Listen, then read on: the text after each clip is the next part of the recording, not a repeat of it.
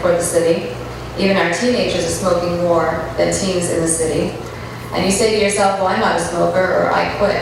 Well, unfortunately, you're not out of the woods unless you're living in a smoke-free environment.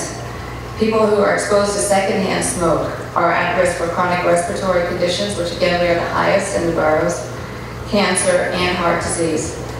It is estimated that 35,000 non-smokers die from heart disease every year because of their exposure to secondhand smoke in the United States.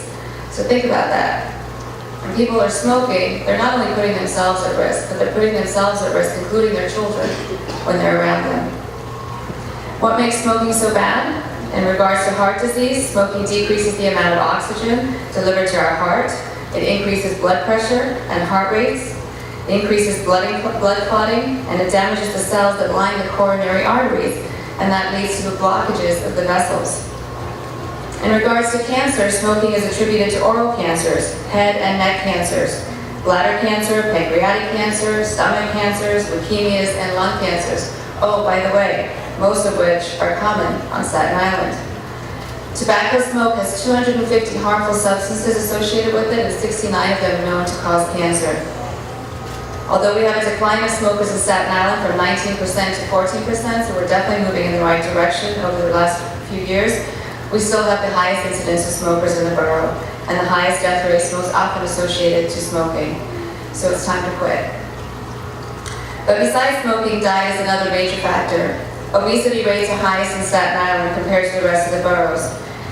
Now granted, we do have the best pizza in the city, but I don't think we're supposed to be eating it all the time.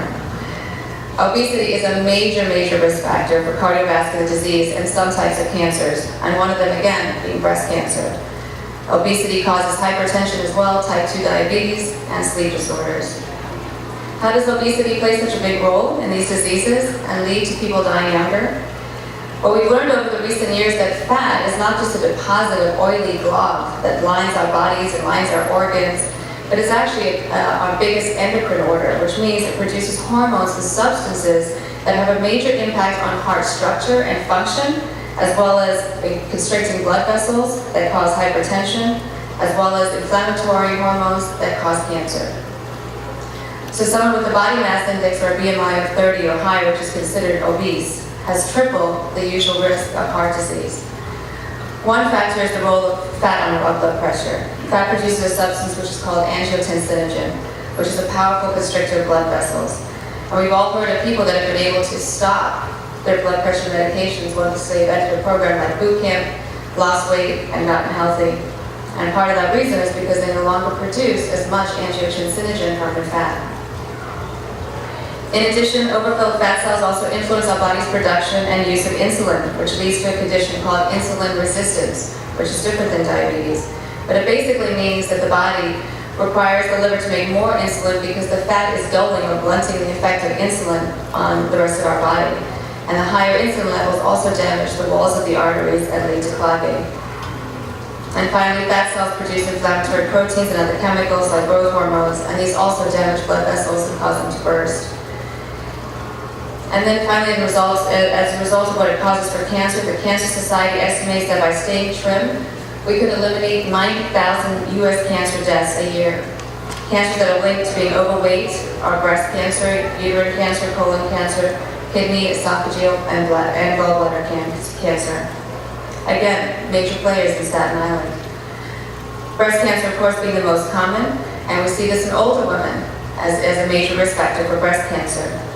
Fat, once again, is an endocrine organ, so when the ovaries shut down after menopause, then the fat begins to produce the estrogen. The more fat you have, the more estrogen you produce.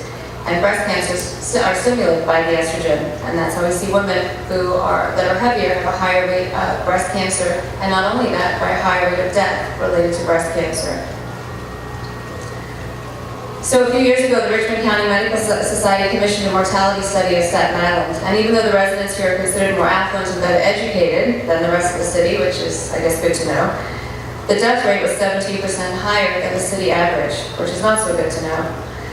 In general, that is usually not the case. Usually the lower socioeconomic classes have worse health statistics.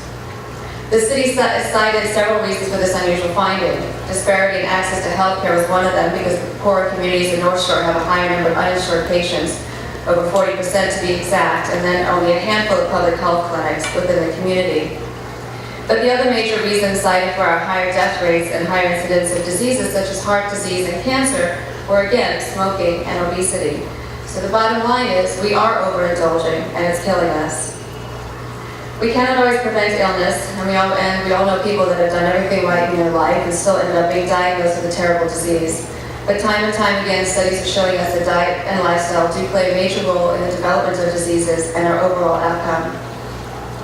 With smoking accounting for 450 deaths in the U.S. and over 49 of those being related to secondhand smoke, and obesity not being far behind, we see years being taken off of people's lives. We need to change to make an impact on our lives, and changes in our lifestyle mean we have to stop smoking. We have to start exercising to increase the strength of our hearts, reduce cholesterol, and to reduce our fat stores. Changes in our diet mean reducing salt intake, reducing fat and cholesterol, and increasing fiber and eating more fruits and vegetables. As I think back to getting my diagnosis and going through treatment, I remember feeling a lack of control, that I was at the mercy of this disease, and I had no control over my body and the outcome. And I remember my sister, who was diagnosed with breast cancer the year before me, had felt the same way, and my patients often report feeling the same way, just a lack of control. And so one way to take back some control of your life is to make the changes in your diet and your lifestyle that may affect your health. And it may not always be the answer, but it can't hurt. Because at least you never have to wonder if you'd done it right, if the outcome would have been different. Thank you so much.